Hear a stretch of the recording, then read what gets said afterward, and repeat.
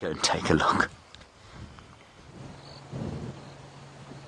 Oh my goodness, everybody, what a mission this has been. I'm going to take my spotlight off them. They are coming right up to where the cubs were now. We're sitting basically at the temporary den site. So it's going to be interesting to see what happens now, and to hopefully see their interaction, the welcoming that the little ones are going to give Mom, though I'm sure they were hoping, though, that they were going to come back bearing gifts. There we go. You can just see them popping into your screen now. Don't worry, everybody, that's an infrared light. We've just turned all the infrared lights. We are sitting in complete darkness. It's really weird. Having these lions walking around us, and I can't see anything, and I'm hearing strange noises in the night. It's quite daunting. So I can understand what Jamie was talking about the other evening when all those lions roared. And we've just got the two that have come through so far. I'm going to quickly look. Oh no, there's another one. See, that freaks me out because I only saw two coming towards us. Oh, they're calling.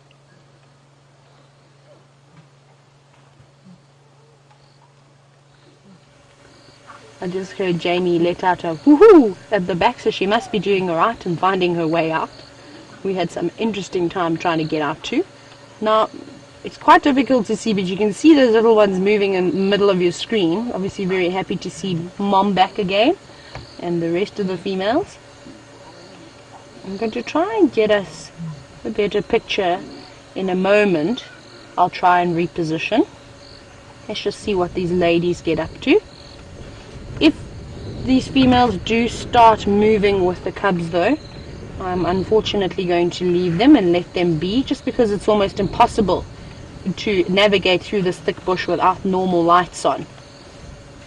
Where are you going? And it looks like they are on the move. Let's just see if they're going to come back out or if they're going to go down into the drainage line. I can't see them anymore. You can still hear that male lion calling in the distance. Where have they gone? Okay, let's try and reposition.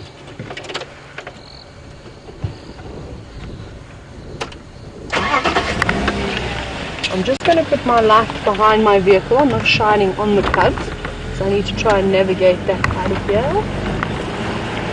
Let's try and do this. Turn a little bit. But I think I need to do a 67 million point turn. I think that these females have actually disappeared down into the drainage.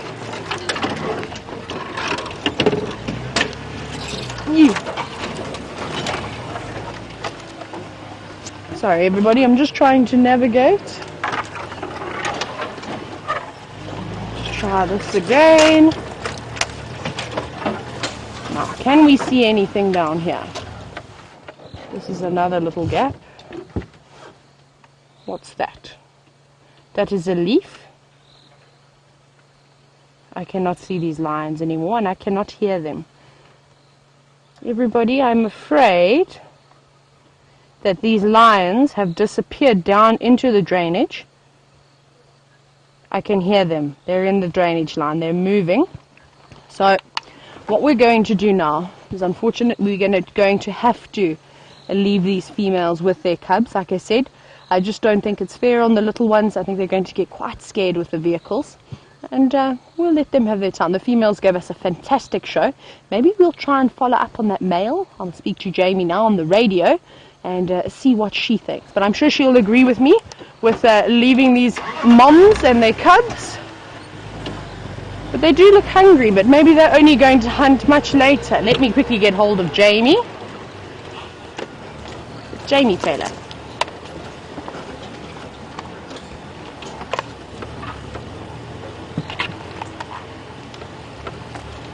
Oh, I'm pressing all the buttons on the radio and none of the right ones.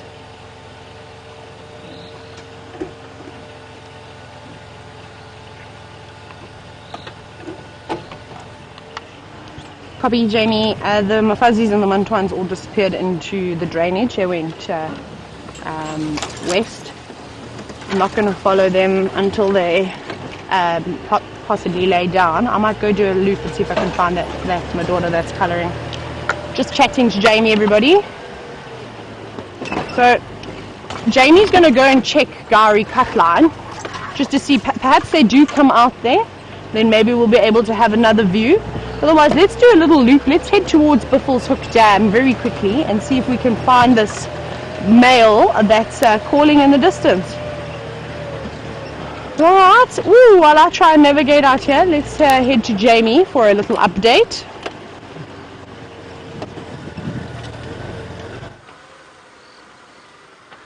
We made it! Whoopee! We made it out of the drainage line. By the way, that was Dave's whoopee, not mine. I would just like to clarify. Hey, Taylor. Okay, we're going to go and check Gowrie Cutline. Whew! It's quite a workout trying to get through that block. And we tried to go round in case the lionesses weren't going back towards the cubs, which worked. I just had to then try and find my way out of it. But it's okay. We're in one piece. We're quite safe. Oh! My arms are slightly tired, but other than that, we're all in good shape. The reason that Dave said whoopee was we nearly got stuck, but then we didn't. To cut a long story short, there was a brief moment of wheels spinning as we trapped ourselves on a leadwood log. But we're out.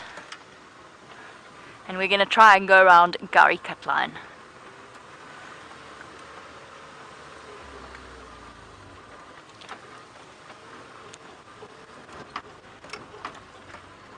Phew. I think we have an answer though about our lioness and the missing one. I don't think she was with the cubs.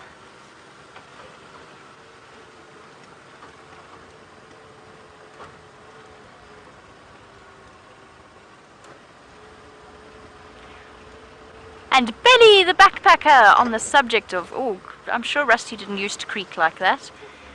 On the subject of, oh, it's bushbuck.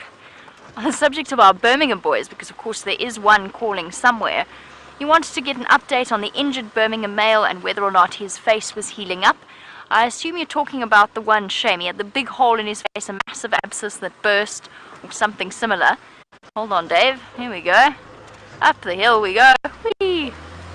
And the answer is he's looking 10 times better. Are you still on there, Dave? His face is healed up.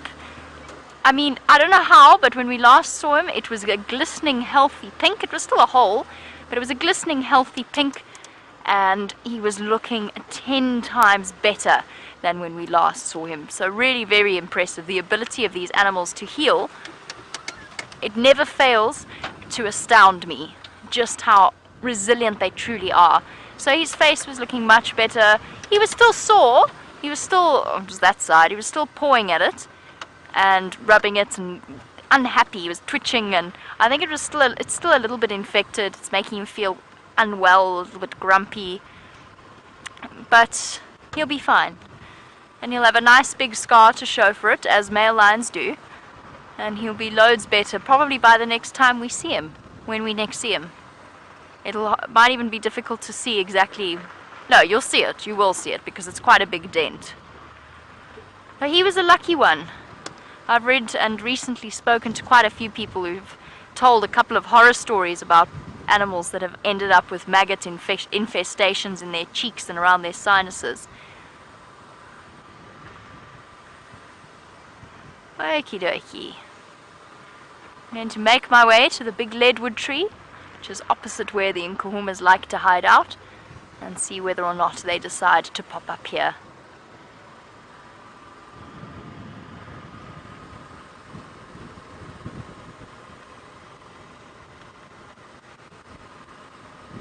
And keep watching the Djuma Dam camera, please. Keep an eye on them.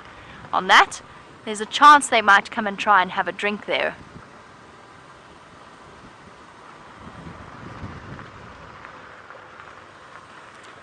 Ooh.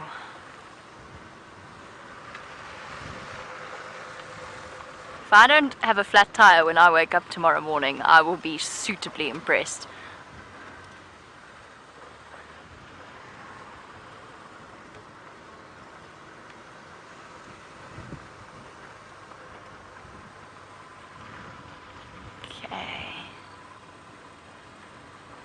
Just stop here for 1 second. Okay, we're going to stop and just listen for a while, see whether or not the Nkuhumas do come out. And while we wait, let's head back to James, whose lion has been a lot less sort of mobile than ours has.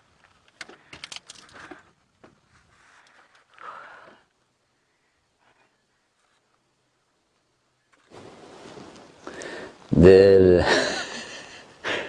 lion has moved his tail very slightly to the right-hand side. There, oh, look at that, a back leg is moving. Good. Excellent. Not else, or nothing else has happened. I'm very, very pleased that you've had the Ninkapumas there on the hunt, but of course it is quite thick in there. And so I hope that Jamie and Taylor managed to relocate the male, because of course he will then look fairly, well, it'll be a good opportunity for you to compare him with these two here. But really, they are beyond flat cat at this stage. Anyway, we're going to sit with them for a bit longer and let's see what they do. Let's have a quick recap. We're coming to you from the Mara Triangle, completely live.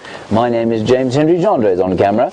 And also in the vehicle, I've forgotten to introduce you during the course of the day. Mrs. Wallington is sitting in the back, and Mr. Wallington operating the thermal imaging camera behind, and in the front seat here we have Daniel, an Askari from the Olulolo Gate, and he is just keeping a watch on us, keeping us safe, and it's a great privilege to have him with us.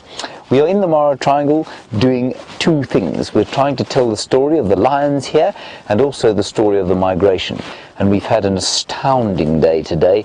We saw 3 crossings, one with just wildebeest, thousands of them streaming across the plains, at least across the river. And then the last one, the very last one to come out of the water, being smacked by a lioness. She took him down, pinned him against a termite mound, and snuffed the life out of him eventually. The first thing she did, though, and this was a little difficult to watch, was that she suffocated him. He obviously lost consciousness because he couldn't breathe anymore, and then she let go because she was tired, and then he started to breathe again, so he got up and she had to grab him again, and that was a little disconcerting to see. Anyway, that's how it is out here. And that kind of savagery, awe-inspiring as it is part of what it is to live here in the wilderness. Then 2 other lionesses, we don't know who they were, joined her. Nobody seemed to know exactly which pride of lions they were, but it was a new set of characters for us here in the Maasai Mara Triangle. Then, after that, we headed off towards another crossing point, and a mixed herd of wildebeest and zebra dived into the water where just before they'd been chased off by some crocodiles. The crocodiles went crazy. Huge 15-foot reptilian dinosaurs of the deep went leaping around, and they caught, I think, 3 or 4 of the wildebeest there. I don't think they managed to get a zebra, did they, Jean-André? I think they just managed to get a couple, 4 or 5 wildebeest. Then they kind of floated off down the river, and I thought to myself I'd made a mistake, because we were asked the other day, where is it best to be, front, middle or back of the herd? And I thought, well, I'd want to be in the middle. Turns out that's not the case. Lions aren't moving, are they? No. I thought I heard something. I thought I heard a pussycat. It turns out the back of the herd is the best place to be, and that is because the lions... Oh no, sorry, it's Daniel moving around here that I keep hearing.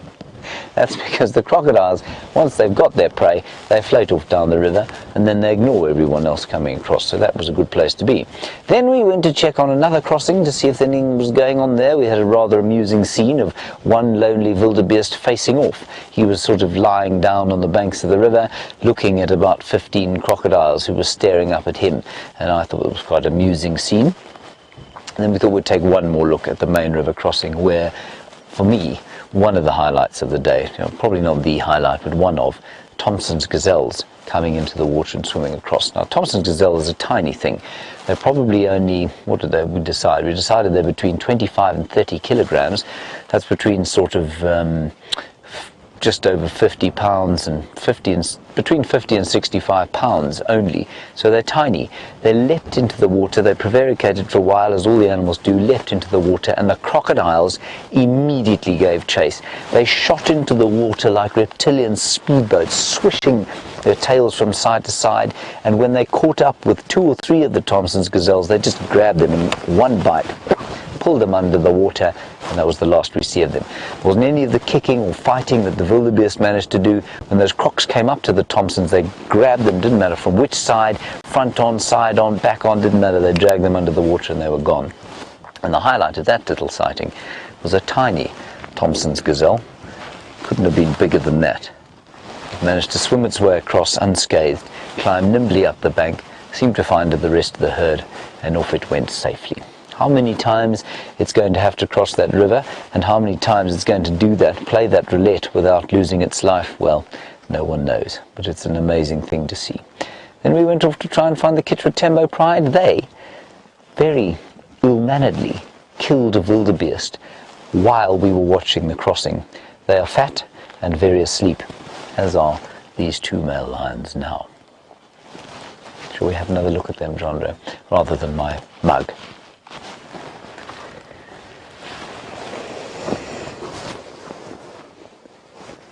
There we have it.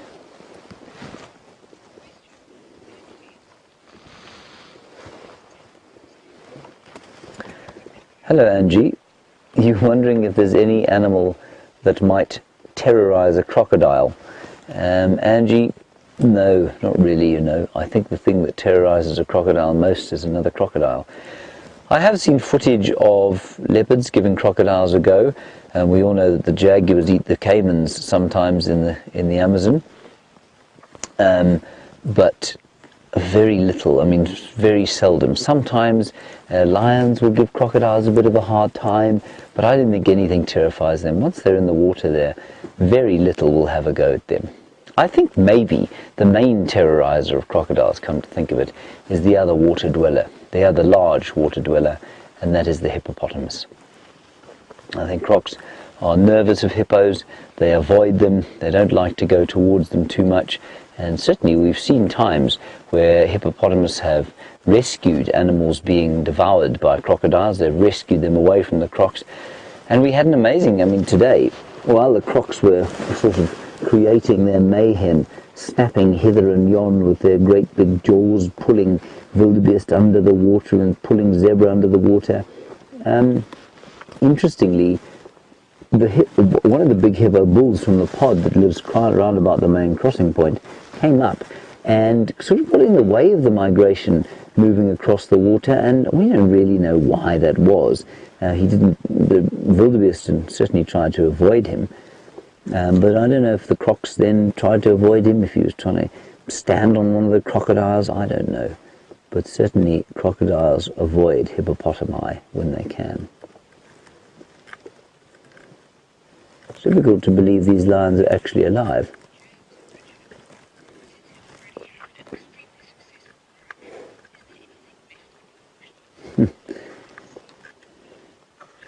James Richard, very appropriate question. You say, since we've already achieved everything we set out to here in the Mara, is there anything we want to see before we leave? Anything on the wish list? Yes, there is. That's why we're sitting here with 2 male lions. We're rather hoping to see a male lion get off his lazy cat bottom and go hunting. We'd really like to see a male lion do something other than lie about the place. There's just so much food around, though, that I don't think these things are going to move for love nor money tonight, unless a zebra happens to stand on them, or a warthog happens by on his way home from the pub, or perhaps a wildebeest herd decides that they're not going to follow the normal path and heads up onto these grasslands. Otherwise, I think these male lions are going to sleep soundly. It's a warm evening. There's a bit of wind blowing now, but otherwise everything is completely calm and very pleasant out here, I must say. It was about 32 degrees Celsius, I suppose. That's about 85 degrees Fahrenheit. No, it's not, is it? Yes, it is about 85 degrees Fahrenheit today. So very pleasant. Fran, sorry I missed your question. BC, can we have it again?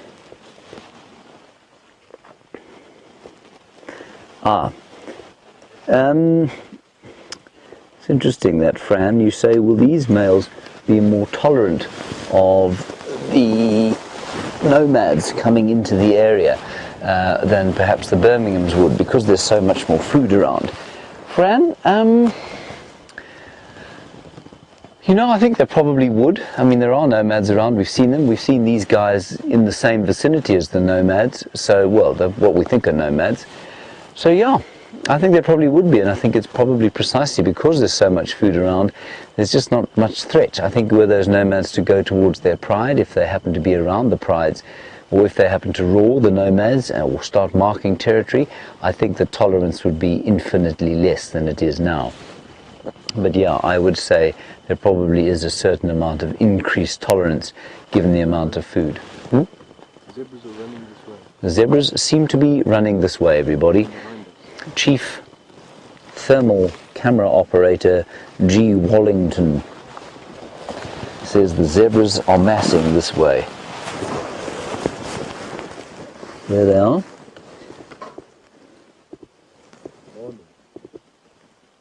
Apparently they're alarm calling.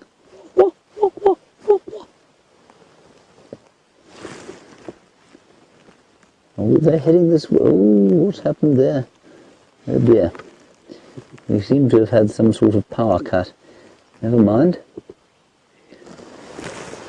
The flare's back up. Louise is saying, is there a fourth blob there? I'm looking at it now, Louise. There does seem to be some running, though. They're running hither and thither. They're running hither and thither. There's the sort of semi-missing ear, I think. They are running hither and thither. Let's go back to the thermal camera genre. You don't mind? But now they do seem to be running straight towards us. There they are.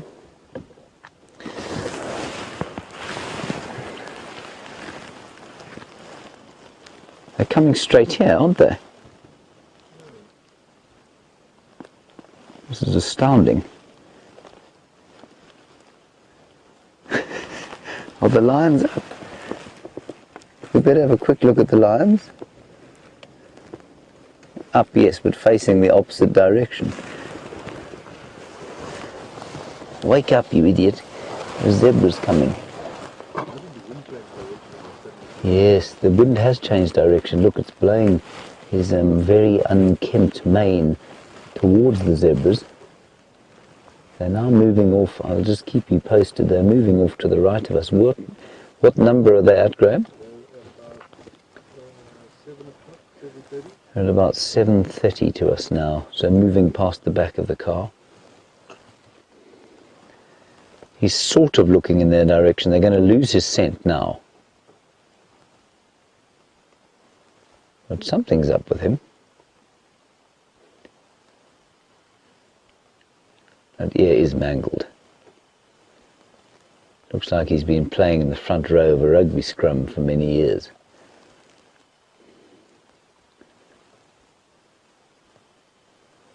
I thought I might have been able to hear a lion way in the distance. Rachel, you say thank you so much for allowing people who cannot visit Africa the chance to experience it. Rachel, that's why we do what we do. And it's an absolute joy to bring it to you. It's not a trial. It hardly feels like work most of the time. And so really, it's not for us to, or for you to thank us. It's for us to thank you for watching, and especially for taking the time to send us your comments. So thank you very much for that, Rachel. Without you, we wouldn't have a show, would we? And so thank you for watching. And I'm so glad that you're enjoying being in Africa with us. The zebras are now going away again. They're now at 9 o'clock. So in relation to the lion, the lion's basically at 11 o'clock from us, and the zebras are at 9 o'clock. So he's actually looking at them.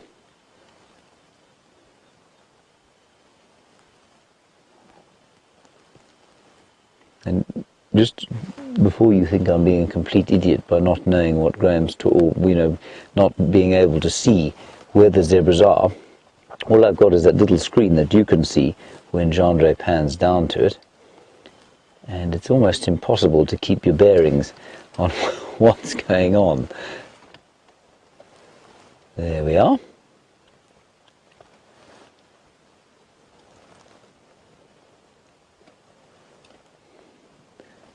There we are, panning off to where they are. They're walking past these chaps, but they're probably how far? It's quite difficult to judge distance. What do you think? Meters across the road, so we were not far away from the road. Okay. They've crossed to the other side of the road. Yeah, they're just on the other side. Okay. Graham says they've crossed to the other side of the road. We're not far from the road now. Let's go back to the lion. See if he's decided to get up and follow. Goodness, wouldn't it be an amazing way to end this evening with a giant male lion on the hunt? Gosh, he looks absolutely set to by life, doesn't he? Yes, you do. There, you can see the broken tooth.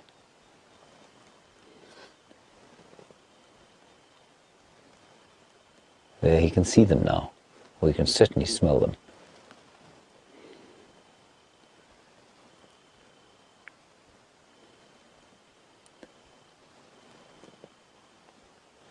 I don't think they have any idea he's here. But there's no reason for them to come past here.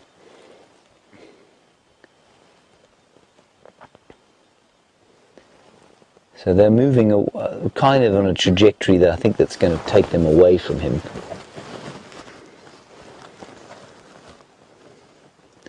But we'll see. We'll sit here for a bit longer and see what he does. See if he actually gets up, or if he just falls asleep again.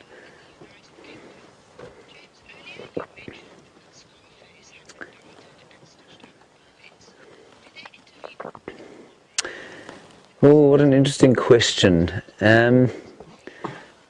Fiona, you're in the United Kingdom. You say, I mentioned earlier that a little while back they stitched or darted and stitched Scarface up, and you want to know, do they intervene a bit more here in the Mara?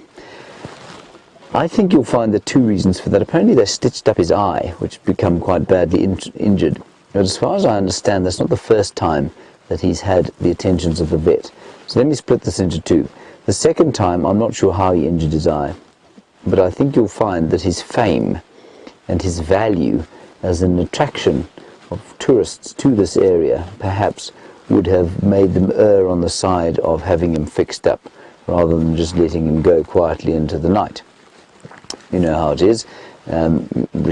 Rich people are able to get good medical care, as are all celebrities. Scarface is no different.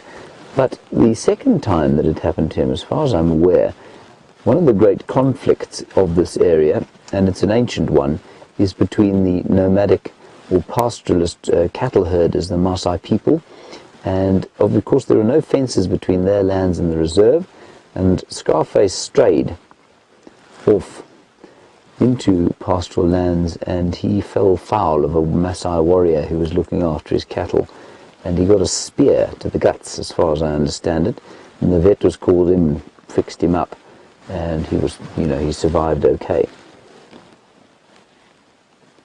So I think that, obviously would have been something they would have done in the Sabie Sands as well. Absolutely, they would have helped a lion that had been hurt by human effect. Yeah, look, I said he had a belly on him. He doesn't look hungry. He certainly is on the move now. Let's just see if he goes anywhere. He's got a limp too. Well, let me just wait. Here we go. Wonderful. My reputation as the bush laxative precedes me, and I have now succeeded in making a Mara lion ×2 go to the loo on live television. Well done, James. It's so nice to have such an incredible talent. It really is. There you are. Gosh, what a picture. Thank you, Jean-Andre.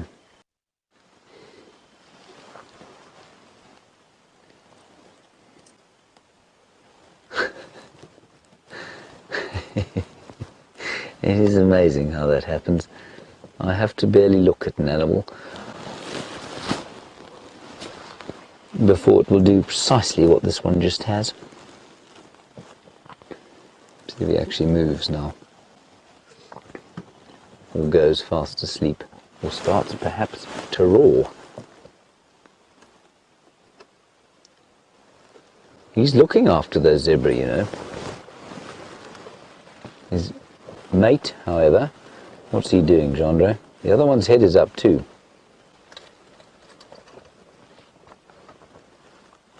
Oh, there we go. Back down to sleep. Let's keep watching and see what happens. You will see some light probably filling the screen. That is a vehicle coming along the main road now. Probably some rangers out on patrol. Doing roughly Mach 3. No, that's not fair. They're not actually going too fast at all.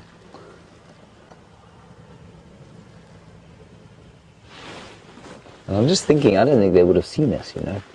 We've got these infrared lights on. Their beams didn't hit us at all, so I don't think they would have seen us at all. He's gone back to sleep.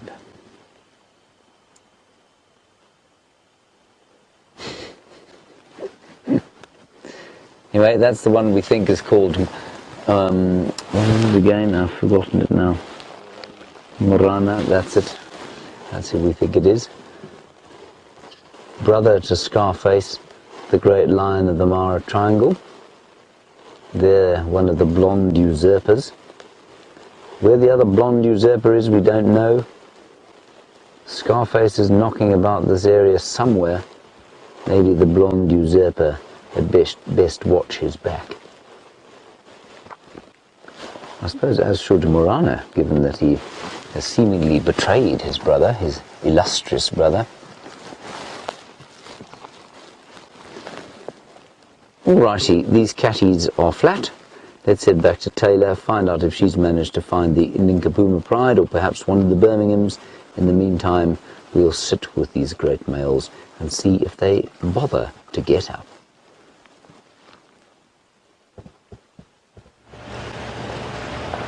We don't even have any flatty catties, I'm afraid.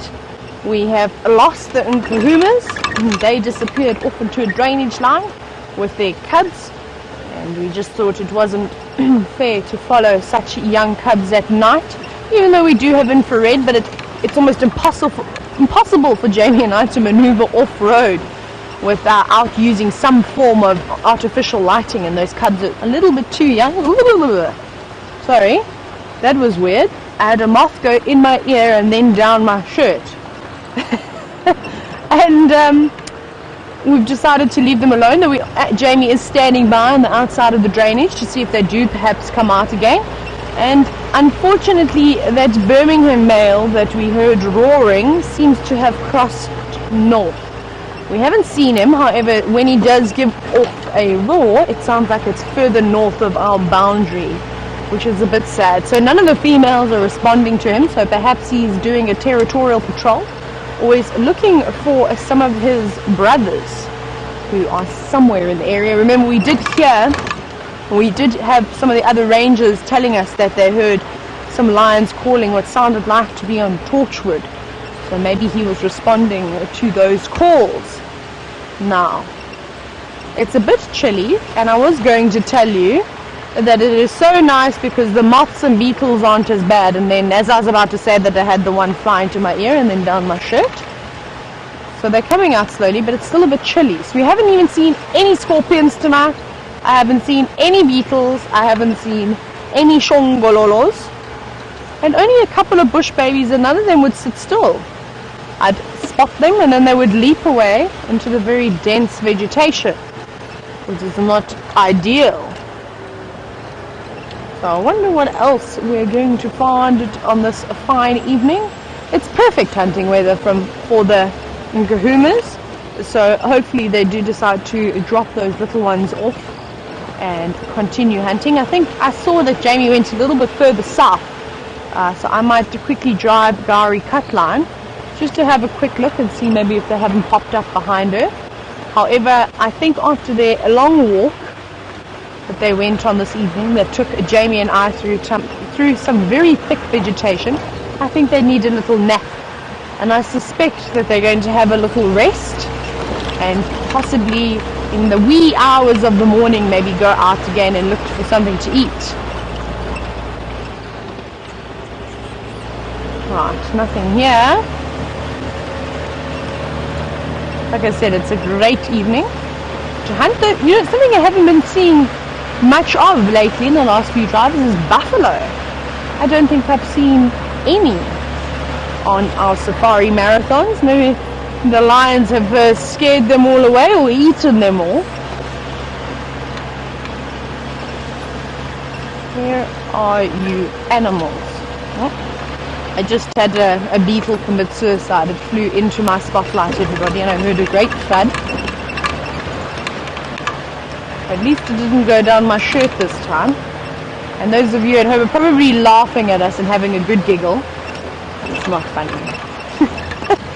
It's very much frustrating.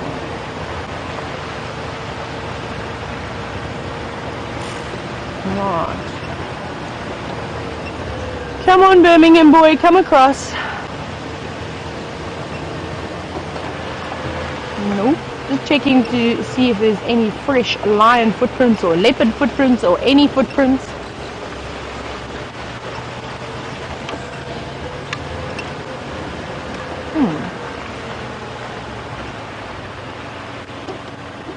That's very far away. Sometimes we see these little eyes in the distance. We're not 100% certain what they are, but I'm just going to go with common dacre. It's normally a good one. They're quite tricky. They look like a serval's eyes or even a genet's eyes. They just that far enough off the ground to look suspicious.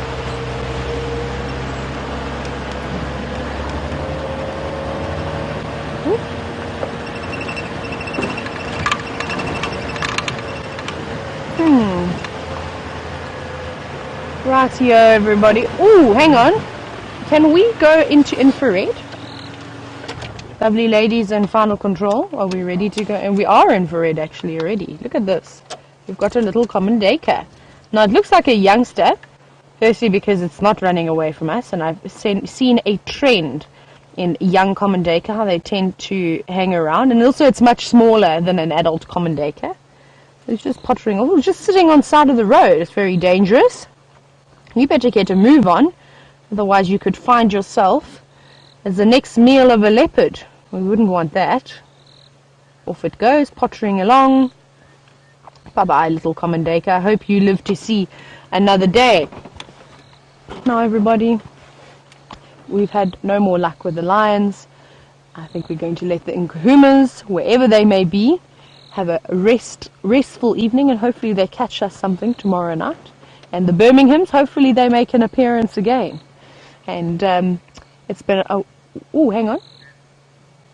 I can still hear that male calling. He definitely sounds like he's just north of us. But possibly he's going to make his way back towards the ladies.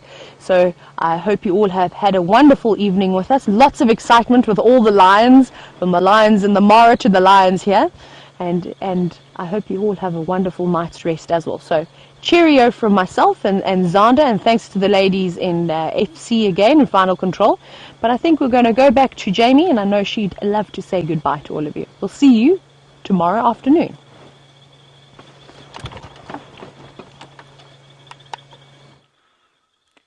I've just stopped dead in my tracks to listen to the male lion roaring, what sounds like just off the property. Well, as Taylor said, we're going to have to give it another go tomorrow evening, but I do hope you've enjoyed your extended sunset safari and our adventures into the night. It's been an absolute blast. Thank you to Dave for his fantastic camera work, as always, as well as to our lovely ladies in final control. And a big thank you to all of you watching across the globe. We will catch up with you tomorrow for another extended sunset safari tomorrow evening, and who knows what this one might hold. I'm keeping my fingers crossed for a leopard personally, but we'll just have to see where the bush takes us tomorrow. Bye bye everybody, and enjoy your last few moments in the Mara.